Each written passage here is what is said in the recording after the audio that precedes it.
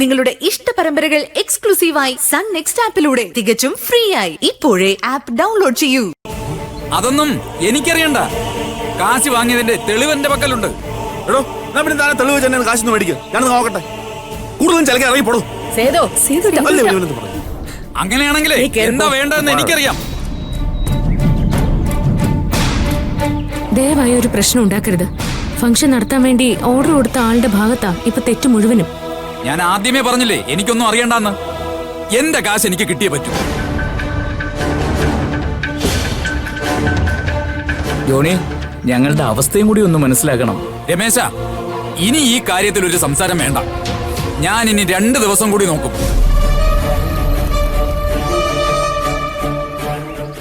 എന്നിട്ടും കാശ് തന്നില്ലെങ്കിലേ എന്താ വേണ്ടതെന്ന് എനിക്കറിയാം.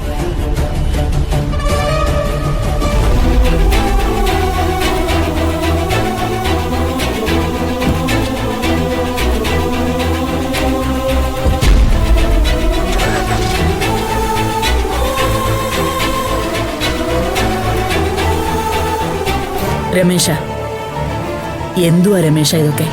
എന്തിനാ ഇവനെ പോലുള്ളവരടുത്തൊക്കെ കാശ് വാങ്ങിക്കാൻ പോകുന്നത്? എനിക്ക് എന്ത് ചെയ്യാൻ പറ്റും അമ്മേ? സേതു അണ്ണനാ സ്വന്തം ഇഷ്ടപ്രകാരം ചെയ്യുന്ന. കിട്ടുന്ന ഓർഡർ നഷ്ടപ്പെടാൻ പാടില്ല എന്നുള്ള ചിന്തയില് സേതുവേട്ടൻ ചെയ്തു പോകുന്നത് അമ്മ. ഇനിയിപ്പോ എന്താ വേണ്ടെന്ന് ആലോചിക്കണം.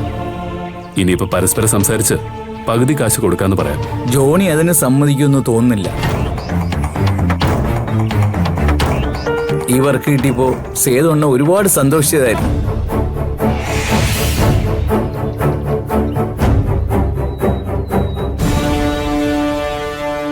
മായേച്ചി, സേതുവേട്ടനൊന്ന് സമാധാനപ്പെടുത്ത്.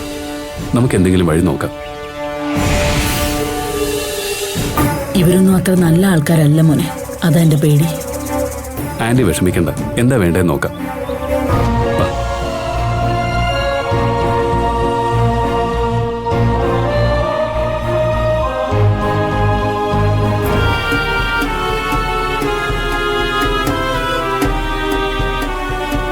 സേതുവേട്ടന് കാശ് കൊടുക്കാന്ന് പറഞ്ഞിട്ട് പറ്റിച്ചതുപോലെ ആയില്ലേ ഭാവന? മനഃപൂർവ്വം അല്ലല്ലോ സൂര്യ, നമ്മളിത് തീരെ പ്രതീക്ഷിച്ചില്ലല്ലോ. എന്നാലും അച്ഛൻ എന്തിനാ കമ്പനി അക്കൗണ്ട് ബ്ലോക്ക് ചെയ്തെന്നാ മനസ്സിലാവത്തത്? അങ്കിളാണോ അതോ ജയാന്റി ആണോ അങ്ങനെ ചെയ്തതെന്ന് എങ്ങനെ അറിയാം? അച്ഛനാണെന്ന മാനേജർ പറഞ്ഞത്. എന്റെ പേഴ്സണൽ അക്കൗണ്ടിലാണെങ്കിൽ അത്രയും ക്യാഷും ഇല്ല. ഇനിയിപ്പോ എന്ത് ചെയ്യും? വിഷമിക്കേണ്ട സൂര്യ, നമുക്ക് നോക്കാം. സേതുവേട്ടൻ എത്രമാത്രം പ്രതീക്ഷിച്ചിരുന്നതാ. ഇതിപ്പോ മനഃപൂർവ്വം സംഭവിച്ചല്ലോ മോനെ. വേറെന്തെങ്കിലും വഴി നോക്കാം സൂര്യ, പറ്റിപ്പോയില്ലേ? അല്ലെങ്കിലും സമയദോഷം വരുമ്പോ 4 ഭാഗത്തുകൂടിയും വരും സൂര്യ. ഇത് ആദ്യമായിട്ടൊന്നും അല്ലല്ലോ. സേതുവേട്ടൻ ഇനിയും പോയി പ്രശ്നം വല്ലതും ഉണ്ടാക്കുമോ മായിച്ചി? പറയാൻ പറ്റില്ല സൂര്യ, ദേഷ്യം വന്ന പിന്നെ കണ്ണു കാണത്തില്ലല്ലോ. സൂര്യ, അങ്കിൾ ഒരിക്കലും സൂര്യയോട് ഇങ്ങനെയൊന്നും പെരുമാറുന്നതല്ല. അങ്കിളിന് ഇത് എന്ത് പറ്റിയെന്നാ എനിക്ക് മനസ്സിലാവാത്ത. പെരുമാറിക്കോട്ടെ ഭാവന. അല്ലെങ്കിലും എന്റെ ജീവിതത്തിൽ ഞാൻ ഒരിക്കലും പ്രതീക്ഷിക്കാത്തതാണല്ലോ നടന്നുകൊണ്ടിരിക്കുന്നത്. നമുക്ക് മാത്രമേ ഇതുപോലുള്ള ദുരിതങ്ങളുള്ളൂ. ഒന്ന് മാറി എന്തൊക്കെയാ നമ്മൾ നേരിട്ടോണ്ടിരിക്കുന്നത്. ഇതെല്ലാം സമയദോഷത്തിന്റെ അമ്മനെ. ഇടയ്ക്ക് 2 പേരും ഇവിടെ അടുത്തുള്ള അമ്പലങ്ങളിലൊക്കെ ഒന്ന് പോണം. ഇതിപ്പോ അവക്ക് ആ പതിവുകളൊന്നും കാണുന്നില്ല. ശരിയാ സൂര്യ, ഈശ്വരചിന്ത മനസ്സിലുണ്ടാവുമെന്നറിയാം. എങ്കിലും നേരിട്ടുള്ളൊരു ദർശനം എന്നും ഒരു അനുഗ്രഹമാണ്.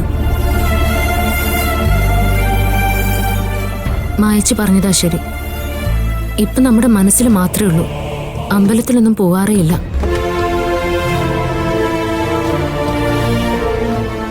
പോവാൻ ഭാവന. സൂര്യ, അങ്കിളിനെ ഒന്ന് വിളിച്ച് സംസാരിക്ക. പിണക്കം മാറുന്നെങ്കിൽ അങ്ങ് മാറട്ടെ. ഇല്ല ഭാവന, ഞാനായിട്ട് വിളിക്കുന്നില്ല. അച്ഛൻ പറഞ്ഞിട്ടല്ലേ നമ്മൾ അവിടെ നിന്ന് ഇറങ്ങി പോകുന്നത്. അതുപോലെ തന്നെ തിരിച്ചു വിളിച്ചാൽ ഞാൻ പോവാം. ഞാനൊന്ന് സൂര്യയുടെ അച്ഛനെ വിളിക്കാം. എന്താ പറയുന്നെന്ന് നോക്കട്ടെ.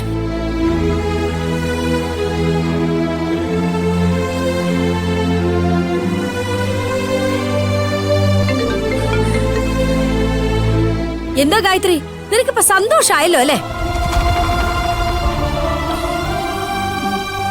എന്റെ മോനെ കൂടെ അപഹരിച്ചെടുത്തപ്പോ നിനക്ക് സമാധാനമായല്ലോ. ജയേ, നീ എന്തൊക്കെയാ പറയുന്നേ? ഞാൻ എന്തിനു സൂര്യമോനെ അപകരിക്കണം? അതൊന്നും പറയണ്ട. ദേവേട്ടൻ എന്തോ പറഞ്ഞെന്ന് കരുതി അവൻ ഇങ്ങനെ ഇറങ്ങി പോകാൻ കൊള്ളാമോ?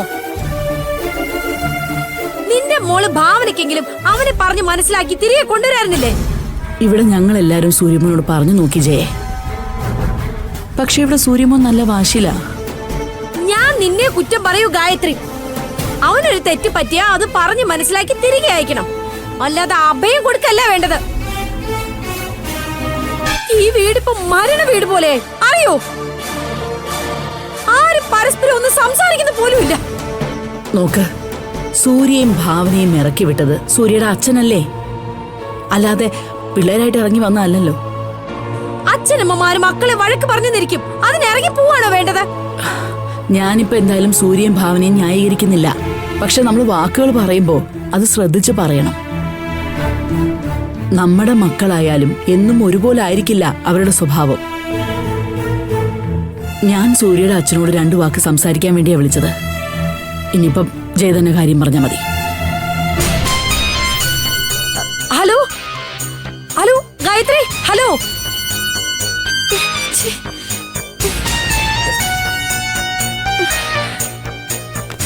എന്താന്ന് ആന്റി എന്നെയാണല്ലേ വഴക്ക് പറയുന്നത്? അതിപ്പം അവളുടെ സ്വഭാവം അറിയാവുന്നതാണല്ലോ. ഇതിപ്പോ സൂര്യയുടെ അച്ഛൻ ഇറങ്ങി പോന്ന് പറഞ്ഞല്ല പ്രശ്നം, നിങ്ങൾ രണ്ടുപേരും കൂടി ഇങ്ങോട്ട് വന്നതാ പ്രശ്നം.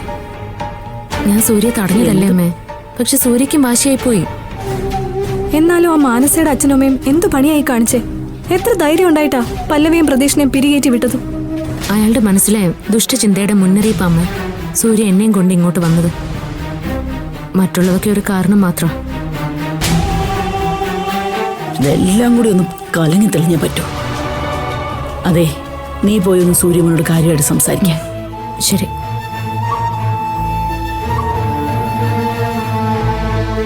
പാവം, എന്റെ മോൾക്ക് ഒരു കാലത്തും സ്വസ്ഥതയില്ലല്ലോ ഈശ്വര. എല്ലാം ശാന്താവണമെങ്കിൽ ആ അജയനും ഭാര്യ അവിടുന്ന് പോണോ അമ്മേ?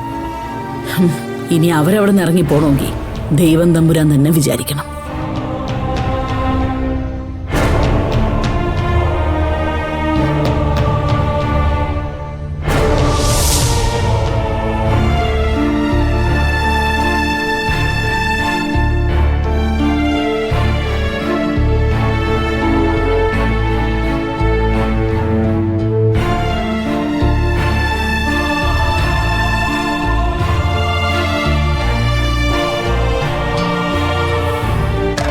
ചെയ്തോട്ടെ.